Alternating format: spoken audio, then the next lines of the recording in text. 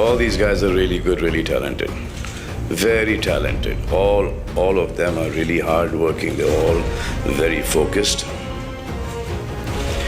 But the five of us are not going to give it up so easy. Five में कौन है? शाहरुख, आमिर, मी, अकी, अजय. ቦሊውድ ላይ አርጅተዋል አብቅቶላቸዋል የሚባሉትና ቦሊውድ ላይ አዲስ ገብተው የሚተኳቸዋል ተብሎ የሚታሰቡት ስለነሱ ከማውራቴ በፊት መጀመሪያ ፊልሞቻቸውን መለስ ብለን ምሳሌ ሰልማን ወደ ኋላ የሰራቸው 5 ፊልሞቹ ባህረት የተነበረ ደበንግ ስሪ አቨሬጅ ነበር፣ አንቲም ፍሎፕ ነበረ፣ ኪሲኪባይ ኪሲኪጃን ፍሎፕ ነበር፣ ታይገር ስሪ አቨሬጅ ሆነ፣ ሲከንደርም ፍሎፕ ሆነ። ያኪን መለስ ብለን ብናይ ኬልኬን ፍሎፕ ሆነ፣ ስካይ ፎርስ ፍሎፕ ሆነ፣ ኬስሪ 2 ሰሚሂት ነበር፣ ሃውስፉል 5 እና ጆሊ ሊልቢ 3 ቀደም ያለ በጣም ምርጥ የሆነ የተወደዱ ፊልሞች ፓርት የነበረ ሲሆን ግን እንደዛም ሆኖ አቨሬጅ ሆነ ያለፈው ጆሊ ሊልቢ 3 ወይም የተጠበቀውን ያህል አላስገቡም። ያጃይን ደግሞ ብናይ አዛዴ መሰረፊን ፍሎፕ ሆናል፣ ሬድ 2 ሂት ሆናል፣ ሰን ኦፍ ሰርዳር 2 ፍሎፕ ሆናል፣ ዴዴፒአርዲ 2 ፍሎፕ ሆናል። የአሚርን ደግሞ ብናይ ላርሲን ቸዳ ፍሎፕ ሆነ፣ ግን ከ3 ዓመት ቆይታ በኋላ ታሪክ ዘኢምፐር የተሰኘ ፊልም ይዞ መጣ። ይሄ እንኳን እንደምንም ሂት ሆኖ አልፎለታል። 2023 ላይ ሻሩክ ካንም ቢሆን ምርጥ ካምባክ አደረገና 2 ፊልሞች በጣም ስኬታማ ሆኑ፣ ጣራ ሰቀሉ። ግን ከዛ በኋላ ምንም ፊልም አልሰራም፣ ጠፋ። ግን በዛ ሰዓት ላይ በሌላ በኩል ከወጣቶቹ ቪኪ ኮሸል ፊልሙ ከ800 ከሮር በላይ ማስገባት ቻለ። ራጅኩማርና ሲረዳ ካፕልም አንድ ላይ ሆነው ስትሪት የተሰኘ ፊልም 800 ከሮርና ከዛ በላይ ማስገባት ቻሉ። እንደ አን ፓንዲያኒት ደግሞ አዲስ መጤም 550 ከሮርና ከዛ በላይ ማስገባት ቻለ። እና ታዲያ እንዴት ተብሎ ነው እነዛ የቦሊውድ ምሰሶዎች ናቸው የሚባለው የሚል ጥያቄ ያስነሳል። ሪሜክና ቀጣይነት ያላቸው ፊልሞች ይዘው መምጣት ብቻ ነው ምሰሶ የሚባሉት የሚል ጥያቄ ያስነሳል። ግን ዋናው ነገር እንደዛ አይደለም። ቀደም ብሎ በ1980ዎቹ ቦሊውድ ክፉኛ በአፍጢሙ ይደፋል ተብሎ ሲጠበቅ ነበር። በዛ ሰዓት ላይ እነዚህ 5 አክተሮች ሻሩክ፣ ሰልማን፣ አሚር፣ አክሽና አጀይ እነሱ ወደ ፊልሙ ዓለም ባይገቡ ኖሮ ወይም እነሱ በሪታና ሆነ ባይመጡ ኖሮ የህንድ ሲኒማ ትልቁ ኢንዱስትሪ የሚባለው ቦሊውድ 90ዎቹ መድረሻው ላይ ራሱ ሊያበቃለት ይችል ነበር ተብሎ ይገመታል። እንዲያውም አበቃለትን ብሎ በጣም ብዙዎቹ የተናገሩትና የመሰከሩት ነገር ነበር። ግን በዛ ሰዓት ላይ እነዚህ 5ቱ የቦሊውድ ምሰሶዎች ቦሊውድን ማትረፍ ብቻ ሳይሆኑ በድጋሚ ምርጥ ካምባክ እንዲያደርግም አድርገውታል። እንዴት አድርገው አተረፉት ካላችሁ እሱ እንኳን በዝርዝር እናያለን። ግን በዛውም አንድ ላይ የምናየው 2000 እስከሚደርስ ድረስ እነዚህ አክተሮች ምን አይነት ነገር ቢያደርጉ ነው ቦሊውድ የዓለማችን በጣም ትልቁ ኢንዱስትሪ ሊሆን የቻሉ? ምን አይነት ነገር ተፈጥሮ ነው አዳዲስ መጤዎች በቃ እነዚህ 5ቱን የቦሊውድ አክተሮች ሪፕሌስ ሊያደርጓቸው ነው ሊያስወጣቸው የተባለ ሰው ምክንያት ነበር። ከዛ በኋላ ስለምንድን ነው እነዚህ አዳዲስ የመጡትን አክተሮች ከመቀበል የበለጠ ተመልካቹ ለምንድን ነው የ90ዎቹን እነዚህ ምርጥ አክተሮች በድጋሚ የሚቀበላቸው? አዳዲሶቹ ለምን ችላ አላቸው? ለነዚህ ሁሉ ጥያቄዎች እንግዲህ ሙሉ መልስ ይዤላችሁ መጥቻለሁኝ። ግን ከመጀመሪያው መለስ በልና እንዴት እንደሆነ አንድ ብለን እንጀምር። तेरी आंखों की नमकीन मस्तियां, तेरी हंसी की बेपरवाह गुस्ताखियां, तेरी जुल्फों की लहराती अंगड़ाइयां नहीं भूलूंगा मैं, जब तक है जान, जब तक है जान। መጀመሪያ የምናየው እንግዲህ እንዴት ብለው ነው የቦሊውድ ምሰሶ ሊሆኑ የቻሉት የሚለውን አይታርገን ወደፊት እንሄዳለን። በአሁኑ ሰዓት ላይ እንደሚታወቀው ቦሊውድ ጥሩ ጊዜ እያሳለፈ አይደለም ያለው። ግን የሚገርመው ነገር ከዚህ የባሰ ሁኔታ ውስጥ ቦሊውድ በ80ዎቹ ገብቶ ነበረ። በ80ዎቹ እንደሚታወቀው የቦሊውድ በጣም ብዙ ፊልሞች ወይም ከሳውዝ ፊልሞች ሪሜክ ይደረግ ነበረ፣ ወይም ደግሞ የውጭ ፊልሞችን አሜሪካ ፊልም ኮፒ ያደርጉ ነበር። በአጠቃላዩ የቦሊውድ ሲኒማ ላይ ኦሪጂናል የሚባል ነገር ጭራሽ የለውም ተብሎ በጣም ይወቀስ ነበር። ስለዚህ ፊልሞቻቸው በብዛት ፍሎፕ እየሆኑ ነበረ። ከዛ አልፎ ተርፎ በጣም ብዙ ሲኒማ ቤቶችም እየተዘጉ ነበረ። በ70ዎቹ ምሳሌ ብናይ በአጠቃላይ 1400 ሲኒማ ቤት የነበረ ሲሆን በ80ዎቹ አካባቢ 300 እና ከዛ ያነሰ ሲኒማ ቤት ደርሶ ነበረ። ከነዚህ በተጨማሪ በጣም ብዙ ሲኒማ ቤቶች ሊዘጉ ጫፍ ላይ ደረሱበት ሁኔታ ነበረ።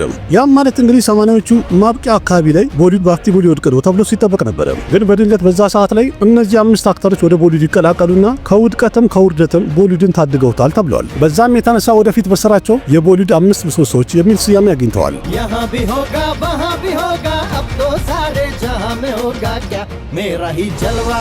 እነዚህ ሱፐርስታሮች ሻሩክ ካን፣ ሰልማን ካን፣ አሚር ካን እና አክሸይ ኩማር፣ አጀይ ዴቭጋን ናቸው። እነዚህ 5 ሱፐርስታሮች ቦሊውድን ማትረፍ ብቻ ሳይሆን ቦሊውድን ሙሉ ለሙሉ እስከመጨረሻ መቀየር ችለዋል። ከዛ አልፎ ተርፎም በዓለም አቀፍ ደረጃ በጣም ተወዳጅና ተመራጭ ኢንዱስትሪ አድርገውታል። ይህን ነገርም እንዴት አድርገው አሳኩ ብላችሁ ኋላችሁ ሁሉም በብቃቱ መሯራት ጀመረ። አክሸይ ኩማር በ90ዎቹ ኪላሪው ካ ኪላሪ፣ ሰብሴ በራ ኪላሪ እና ሞሃራ የመሳሰሉ ፊልሞችን ይዞ ለመጣና ለተመልካቹ ማቅረብ ቻለ።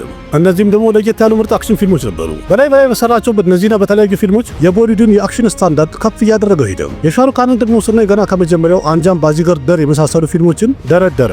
እነዚህም ፊልሞች በጣም ተወዳጅ የነበሩና ስኬታማ ፊልሞች ነበሩ። በዛውም በእነዚህ ስራዎቹ ቦሊውድ ላይ በእኩይ ተግባርም የተካፈለ የመጀመሪያ አክተር አስብሎታል። ከዛ በመቀጠል ደግሞ ዲጄ ልጄ ኩትኩችታይና ቢልቱ ፓገል የመሳሰሉ ፊልሞችን ይዞ መጣ።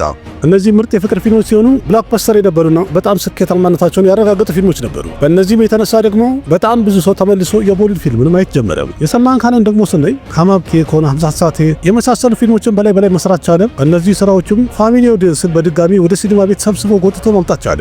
አሚር ካን ደግሞ ከሁሉም ለየት በማለት ረንጊላ፣ ሰርፈሮችና እርዝ የመሳሰሉ ፊልሞችን ሰራ። እነዚህ ስራዎችም ሲሪየስ የሆነ ሲኒማን በደንብ ያበረታቱ ናቸው ተብሎ ተመስክሮለታል። አጀይ ዴቭጋንም ቢሆን በበኩሉ ዲልዋሊና ሁሎር ካት የመሳሰሉ ፊልሞችን ይዞ መጣ። መካከለኛ እድሜ ላይ ያለውም ሆነ ሌላውን የቦሊውድ ተመልካች በደንብ ያስደሰተና ትርፋማ ያደረጉ ፊልሞች ሊሆን ቻሉ። በዚህ ሰዓት ላይ እነዚህ አክተሮች ስራቸውን ባቀረቡ ሰዓት ሰሜን፣ ደቡብ፣ ምስራቅ፣ ምዕራብ ሁሉም ቦታ ይታይ የነበረ የቦሊውድ ፊልም ብቻ ነበር።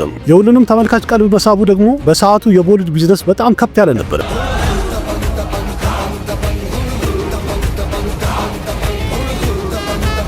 በአሁኑ ሰዓት ላይ እንደሚታወቀው ትልቅ የተባሉ ፊልሞች እንኳን በችግር 1 እና 2 ሳምንት ነው ለሲኒማ የሚቆዩት። ግን በዘጠናዎቹ የእነዚህ አክተሮች ፊልሞች 30 ሳምንት ያህል ለሲኒማ እይታ ይቆዩ ነበር፣ ሳይወርዱ ማለት ነው። ምሳሌ የአጀይ ዴቭጋንና የሶል ሼቲ ዲልዋሊ የተሰኘው ፊልም 25 ሳምንት ለሲኒማ እይታ ይቆይ ሲሆን የአክሽይ ኩማር ሞራ የተሰኘው ፊልም ደግሞ 50 ሳምንት ያህል ከሲኒማ ሳይወርድ ቆይቶ ነበር። የአሚር ራጀንድሳኒ የተሰኘው ፊልም ከ50 ሳምንት በላይ ነበር የቆየው። የሻሩክ ካን ዲዴ ልጅ የተሰኘው ፊልም እሱን እንኳን ታውቃላችሁ ዛሬም ድረስ የተወሰኑ ሲኒማ ቤቶች ያሳዩታል ህንድ ውስጥ። ግን በሰዓቱ በትክክለኛው ብናይ ያለማቋረጥ ፊልሙ ከሲኒማ ሳይወርድ የታየ የነበረው 1354 ሳምንት ነበረ።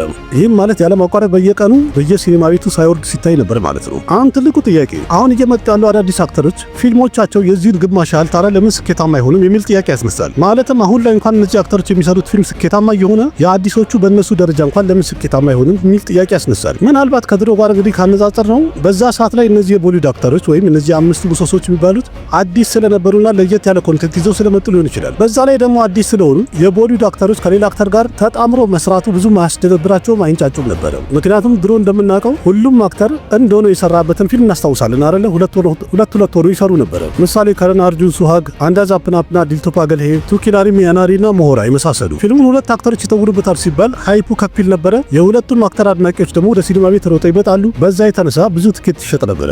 የተመልካቹ ብዛትም ደግሞ ፊልሙ ከሲኒማ ሳይወርድ ብዙ ሳምንት እንዲቆይ ያደርገው ነበር፣ ከኮንቴንቱ በተጨማሪ ማለት ያለው ጥንካሬ። ግን በአሁኑ ሰዓት ላይ የሚመጣው አዳዲስ አክተሮች 2 አክተር ያቀፈ ፊልም ለመስራት ያን ያህል ብዙም ኮንፊደንስ አይሰጣቸውም፣ ይፈራሉ። ምክንያቱም ዋና የሚፈሩት ደግሞ አንደኛው አክተር አንደኛውን እንዳይሸፍነውና እንዳይበልጠው በሚል ፍራቻ ነው። ያም እንግዲህ በእንግሊዝኛ ኢንሴኪሪቲ ይባላል። በእርግጥ ይህ ስሜት የሌላቸው ሌሎች አክተሮች አሁን ስኬታማ ሆነዋል። ምሳሌ ዶስታናም ሆነ ጉንዴም ብናይ እንደ ምሳሌ የሚጠቀሱ ናቸው። ሌሎችም አሉ። በእርግጥ ስለ ወደ ዋናው ነጥብ ስንመለስ ደግሞ በዘጠናዎቹ ቦሊውድን ካምባክ ካደረጉ በኋላ እነዚህ የዘጠናዎቹ ትልልቅ አክተሮች 2000 ከገባ በኋላ ምን አይነት ስራ ይሰራሉ? ቦሊውድም የኦስካር ደጅ ላይ ደርሶ ነበረ።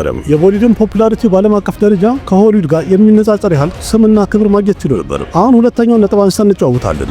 आशिक हूं मैं, कातिल भी हूं, सबके दिलों में शामिल भी हूं। ቦሊውድን እንዴት ፌመስ አደረጉት የሚለው ነው። ከ2000 በኋላ እነዚህ 5 ምሰሶች የሰሯቸው ፊልሞች ቦሊውድን በዓለም አቀፍ ደረጃ ትልቅ ደረጃ ላይ ያደረሱ ስራዎች ናቸው። እንዲያውም በዛ ሰዓት ላይ ቦሊውድ በዓለም አቀፍ ደረጃ ያገኘ የነበረው ክብር እስከዛ ሰዓት ድረስ አግኝቶት የማያውቀው ነው። ይህንን እውቅና ቦሊውድ እንዲያገኝ እነዚህ የቦሊውድ 5 ምሰሶች 3 ነገር ሰርተዋል። የመጀመሪያው ማርኬቲንግ ስትራቴጂ የቀረጹት መንገድ ለየት ያለ ነበር። 2000 ከገባ በኋላ የሻሩክ ካን፣ ዴቭዳስ፣ ከቢኩሽ ከቢደምና ካልሆነ የመሳሰሉ ፊልሞች ላይ ታበቁ። እነዚህ ፊልሞች በህንድ ብቻ ሳይሆን በዓለም አቀፍ ደረጃ ኦቨርሲስ ማርኬት ላይ በጣም ምርጥ ገንዘብ የሰበሰቡና የተወደዱ ፊልሞች ሆኑ። ስለዚህ በዚህ ሰዓት ላይ ኦቨርሲስ ማርኬት ላይ ያለው የቦሊውድ ስም ከፍ እያለ ሄደ። ስራውም አዋጪ ስለሆነ ለቦሊውድ ተጨማሪ የሆነ የቢዝነስ በሮችን እየከፈተ ሄደ። የቦሊውድ ፊልም ታይቶባቸው የማይታወቁ የነበሩ ሲኒማ ቤቶች ራሱ በራቸውን ከፍተው መቀበል ጀመሩ። ግን ኦቨርሲስ ማርኬት ላይ ቦሊውድ እንዲሸቀል በደንብ ያደረገው ሻሩክ ካን ብቻ ነው ማለት አይደለም። በሌላ በኩል የአሚር ካን ብናይ የአሚር ፊልሞች ከቻይና በጣም ትልልቅ ገቢ ማስገባት እንደጀመሩ ሁላችንም የምናውቀው ነው። 2000 ከሮር እንኳን ያስገባበትን ደንገልን ብናይ ከቻይና የተነሳ ነው። ግን ይህንን ስሪዴት የተሰኘው ፊልም ለእይታ ከበቃ በኋላ የተከፈተ በር ነው። ስሪዴትን ካዩ በኋላ ቻይና ውስጥ የህንድ ፊልም ወዳጁና ተመልካች ቁጥር በጣም ጨምሮ ነበር። በእርግጥ ከዛም በኋላ ቢሆን በጣም ብዙ የህንድ ፊልሞች ቻይና ውስጥ ለእይታ በቅተው በጣም ጥሩ ገንዘብ ሰብስበዋል። ምሳሌ ሂንዲ ሚዲየም፣ ቶይሌቲክ ፕሬም ከታ፣ ሲክሬት ሱፐርስታር የመሳሰሉ። በዚህ መልኩ እንግዲህ ገበያው እየሰፋ ከሄደ በኋላ እነዚህ የቦሊውድ አክተሮች ሌላ ተጨማሪ ሁለተኛ ነገር ሰርተዋል። እነሱም ደግሞ ያደረጉት በዓለም አቀፍ ታዋቂ ከሆኑ ሴሌብሪቲዎች ጋር ኮላብሬት አድርጎ መስራት ነው። ምሳሌ ሻሩክና አክሽይ ኩማር በስራ ህይወታቸው በዓለም አቀፍ ደረጃ ታዋቂ የሆኑ ሴሌብሪቲዎችን ኮላብ አድርገው አብረው ስራ በመስራት ይጠራል ስማቸው። ምሳሌ አክሽይ ኩማር ከምበክቲሽ የተሰኘው ፊልም ላይ ሲልቨስተር ስታሎን ወይም ራምቦ በካሚዮን እንዲገባ አድርገውት ነበር። ከዛ ሌላም ደግሞ ብሉ የተሰኘው ፊልም ላይ አውስትራሊያ ታዋቂያን ዘፋኝ ኬሊን ቺጊቪጊ የሚለው ሙዚቃ አብሮ ዘፍኖ ነበር። ሌላ አክሽይ ኩማር ሲንግስኪንግ የተሰኘው ፊልም ላይ ከስኖፕ ዶግ ጋር አብሮ ሰርቶ ነበር። የሻሩክን ብናይ እንደምታውቁት ራቨን የተሰኘው ፊልም ላይ ቻመክቸሉ የተሰኘውን ሙዚቃ ኤኮን ነበር የዘፈነለት። ከዛ ሌላ ደግሞ ሄሪ ቬትሴጀል የተሰኘው ፊልም ላይ የፊልሙ ፑሩ የተሰኘው ሙዚቃ ላይ የአሜሪካ ታዋቂ ዲጄና ዘፋኝ የሆነው ዲፕሎም አብሮ ዘፍኖ ነበር። እንዲያውም በዓለም አቀፍ ደረጃ ለሻሩክ ካን ክብር ይሁንልኝ ብሎ አንድ ራፕ ሙዚቃ ማዘጋጅቶ ነበር። አሁን በቅርቡም ቢሆን በተለያየ ሶሻል ሚዲያ ሻሩክ ካርና ኤዲ ሼረን አንድ ላይ ኮላብሬት ያደረጉበትን አይታችሁ ይሆናል። ስለዚህ የሁሉ ኮላቦሬሽን በአጠቃላይ ለቦሊውድ በጣም የጠቀመ ነበረ። ያም ደግሞ ቦሊውድን በዓለም አቀፍ ደረጃ በጣም ትኩረት እንዲያገኝ የረዳ ክስተት ነበረ። እንዲያም ቀደም ብሎም ሆነ እስካሁን ድረስ በእነዚህና በመሰል ስራዎቹ ቦሊውድ ያገኘው ፖፑላሪቲ በጣም ከፍ ከማለቱ የሳውዝ ማንኛውም ፊልም በዓለም አቀፍ ደረጃ አንድ ሽልማት በሚሸልም ሰዓት ላይ ከህንድ ውጭ ያሉ ሰዎች በአጠቃላይ የቦሊውድ ፊልም ነው የሚመስላቸው። ለምን የህንድ ሲኒማ ቦሊውድ ብቻ ነው ብለው ስለሚያስቡ።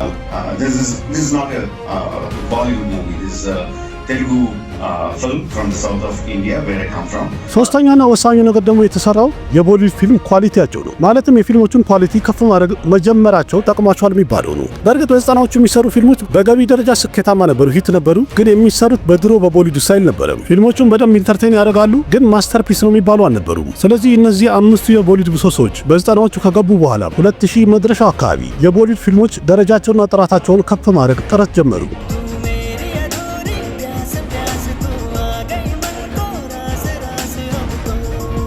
ለምሳሌ ከዛ በኋላ የተሰሩትን ብናይ ለጋን፣ ዘ ሌጀንድ ኦፍ በገት ሲንግ፣ እንግዲህ በሰንቲ፣ አኬና ሷዲስ የመሳሰሉ ፊልሞች ተጠቃሽ ናቸው። ከነሱም ሌላ ማስተርፒስ የሚባሉ ምርጥ ስራዎች ዛሬም ድረስ የሚታዩ በላይ ደረደሩ። ስለዚህ የዚህ ሁሉ ድምር ደግሞ በመጨረሻም ሱፐርስታር መሆናቸው ብቻ ሳይሆን አስቀጥለው መቆየታቸውን አስመሰከሩ። ዋና የተሰራው ነገር ምንድነው? የፊልሞቹ ኳሊቲ ከፍ ባሉ ቁጥር ፊልሞቹም ሆነ ቦሊውድ በጣም ይደነቃል በዓለም አቀፍ ደረጃ ብለው አስበው ነበረ። በትክክልም እንደዛ ሆኖ ነበረ። ምክንያቱም የመጀመሪያ የህንድ ፊልም ለኦስካር የታጨው ለጋን ሊሆን ችሎ ነበረ። ዛሬም ድረስ ለኦስካር የታጨው የመጀመሪያ ፊልም የሚመሰከርለት ለጋን ነው። ከዚህ ክስተት በኋላ ግን የቦሊውድ ማንኛውም ፊልም ለኦስካር እጩ ሆኖ ማያውቅም ወይም ደጁም አልደረሰም ለማለት ያስደፍራል። በእርግጥ ቦሊውዶች ጥራቱን እናሳድጋለን ብለው ኮንቴንት ላይ ትኩረት ያደረጉ ኮንቴንት ኦሪየንታል የሚባሉ ፊልሞችን በሚሰሩ ሰዓት ላይ ሌላም ጉዳት ነበረው። ምክንያቱም እነዚህ ከፍ ያሉ ፊልሞች በአጠቃላይ መልቲፕሌክስ ሲኒማ ላይ ነበር የሚታዩት፣ ሲንግል ስክሪን ሲኒማ ላይ አይታዩም ነበረ። ምክንያቱም የሲንግል ስክሪን ተመልካቾች ሁል ጊዜ በቃ ማስመሳሪያ የሆነ ድምቅ ያለ አክሽን ፊልም ነበር የሚወዱት። ከዛም በመጨረሻም የሲንግል ስክሪን ኦዲየንስን የማዝናናት ኃላፊነቱን ሰልማን ካን ይቀበላል። አጄም በዛ ይከተለዋል። ምሳሌ ሰልማን ቴሌናምና ወንትድ የመሳሰሉ ፊልሞች ጊዜ ይመጣል። የሲንግል ስክሪን ተመልካቾችም ከቦሊውድ ፊልም እንዳይርቁ አደረጋቸው። በዚህ መልኩ ልክ በ1990ዎቹ ቦሊውድን ካምባክ ካደረጉ በኋላ በ2000 ደግሞ ቦሊውድን በጣም ከፍተኛ ደረጃ ላይ ማድረስ ችሎ ነበር።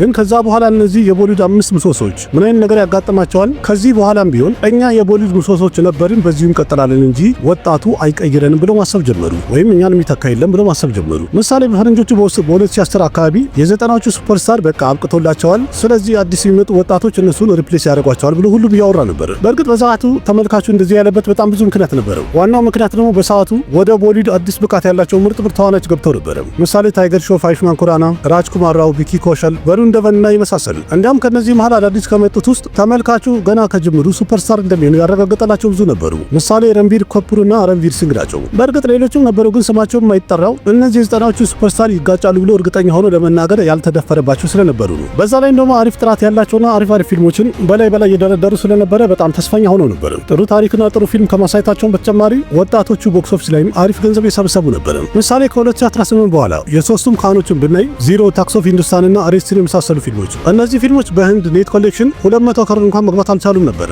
ግን ረንቪርና ረንቪር ሲንግ ይዘው የመጡት ፊልም ፐድማቨትና ሰንጁ በመሳሰሉ ፊልሞች 300 ከሮር ክለብ የገቡ ፊልሞችን መስራት ችሎ ነበር። ስለዚህ ቦክስ ኦፊስ ላይ ረንቪርና ረንቪር ሲንግ በደንብ ተቆጣጥረዋል ተብሎ ነበር። አዩሽማን ኩራናና ራጅ ኩማር ራው የመሰሉ አክተሮች እንደ ቪኪ ዶነር አይነት ፊልም ቦክስ ኦፊስ ላይ 100 ከሮር አልፎ ነበር።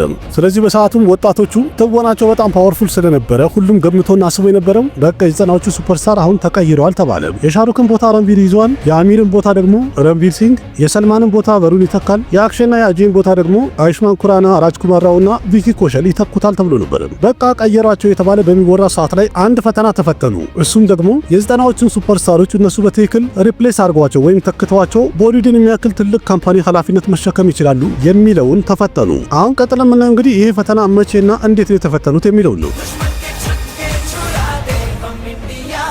ዋናው ነገር የሚመጣው ከወጣቶች የበለጠ ለቦሊውድ ለምንድን ነው ዛሬ የዘጠናዎቹ ሱፐርስታር እያስፈልጉ ያሉት? ስለ ፈተናው እናውራ ከተባለ ከሎክዳውን በኋላ ነበረ ፈተናው። ከሎክዳውን በኋላ እንደ አዲስ ሲኒማ ቤቶች ከተከፈቱ በኋላ ቦሊውድ እንግዲህ ጉዞውን አንድ ብሎ እንደ አዲስ ጀመረ። በአሁኑ እንግዲህ የቦሊውድን ሲኒማ በዓለም አቀፍ ደረጃ ከፍ አድርጎ ይዞ መሄድና ህዝብን የማዝናናት ኃላፊነት ወጣቶቹ ተቀብለው ነበረ። ግን ከሎክዳውን በኋላ የቦሊውድ ወጣቶቹ የሰሩት ፊልም ገና ከመጀመሩ ወይም ከፍ ከማለቱ በፊት በእንድሶ ባፍጢሙ ተፈጠፈጠ። ከሎክዳውን በፊት የዘጠናዎቹን አክተሮች ወይም ሱፐርስታሮች እንዳለ ይተካሉ የተባሉት አክተሮች እንዳለ ልክ እንደ ረንቢር ካፑር፣ ረንቢር ሲንግ፣ ቨሩን ታይገር፣ አይሽማን፣ ራጅ ኩማራውም ጭምር ከሎክዳውን በኋላ በ2021ም 22ም ጭምር እነዚህ አክተሮች ያወጡት ፊልም በአጠቃላይ ቦክስ ኦፊስ ላይ በአፍጢሙ የተደፋ ነው። የበጀቱን ግማሽ እንኳን ያላስገባ ፊልም ሆነ። የረንቢር ካፑር ሸምሼራን ብንል ዲዛስተር ሆነ። ከዛ ቀጥሎ ደግሞ ብረማስተራን አወጣ። እሱም አንደር ፐርፎርም ያደረገው የተጠበቀውን ያህል አልሰራም። ረንቢር ሲንግም 83 እና ጃይሽ በይ ጆርዳን የተሰኘው ፊልም ለእይታ በቃ ጥቂት ቀን እንኳን መቆየት አልቻሉም ቦክስ ኦፊስ ላይ። አይሽማንና ራጅ ኩማር ደግሞ ብናይ ከሎክዳውን በፊት ፊልሞቻቸው በጣም ተወዳጅነትን አግኝተው የቀጠሉ ነበረ። ግን ከሎክዳውን በኋላ እነዚህም ከሳምንት በላይ እንኳን ሲኒማ ቤት የማይቆዩ ፊልሞች ሆኑ።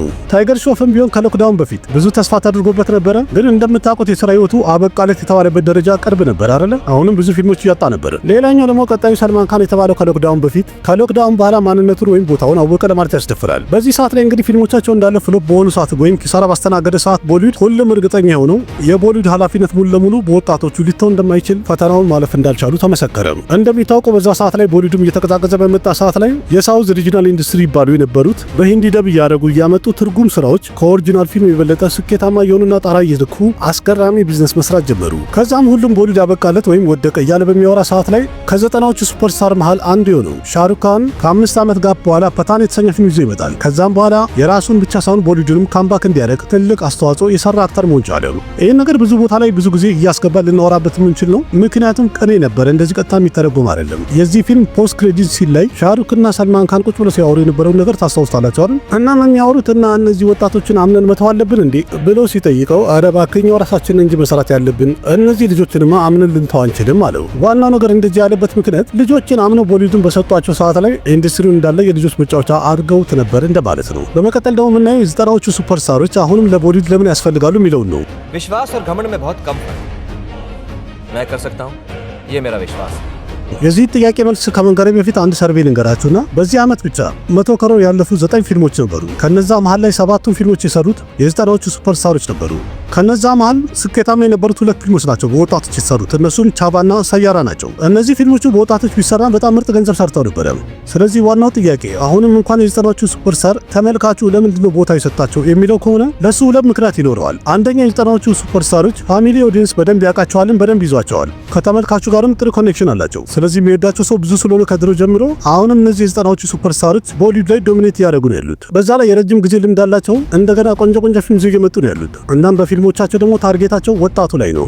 ወጣቶቹ ደግሞ ዘመናዊነትን እንጨምራለን ብለው ወጣቱ ላይ ብቻ ታርጌት ያደረገ ስራ እየሰሩ ነው ያሉት። ያ ነገር ደግሞ ወጣቱ ማህበረሰብ ለተወሰነ ጊዜ ቢመቸው ነው፣ ግን ፋሚሊ ኦዲየንስ እየወደዳቸው አይደለም። እንደሚታወቀው ደግሞ የህንድ ኦዲየንስ እንዲወደው ከፈለገ ማንኛውም አክተር ፋሚሊ ኦዲየንስን አትራክት ማድረግ አለበት፣ ወይም ቤተሰቦች አንድ ላይ የሚያዩት ቆንጆ ስራ ይዞ መምጣት ካልቻለ ተስፋ የለውም።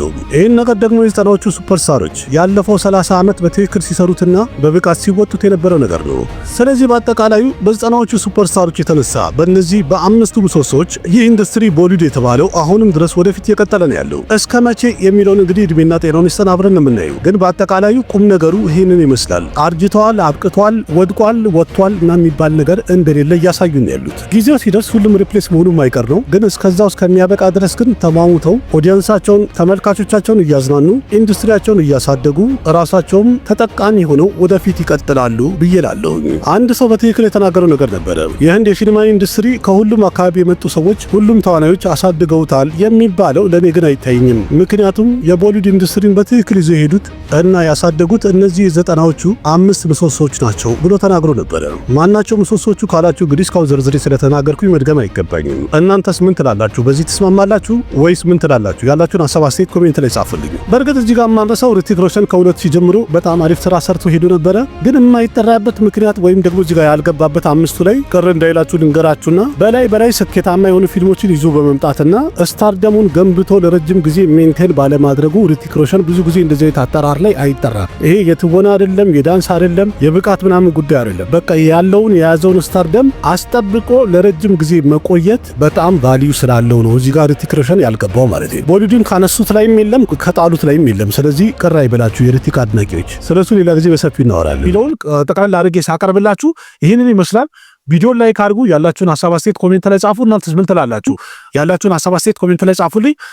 ለማንኛውም አቅራቢያችሁ ካሲም መካ ነበርኩኝ። በሌላ ቪዲዮ በድጋሚ እስከምንገናኝ ደህና ሁኑ። ባባይ ना जाने कैसा एहसास है बुझती नहीं है क्या प्यास है क्या नशा इस प्यार का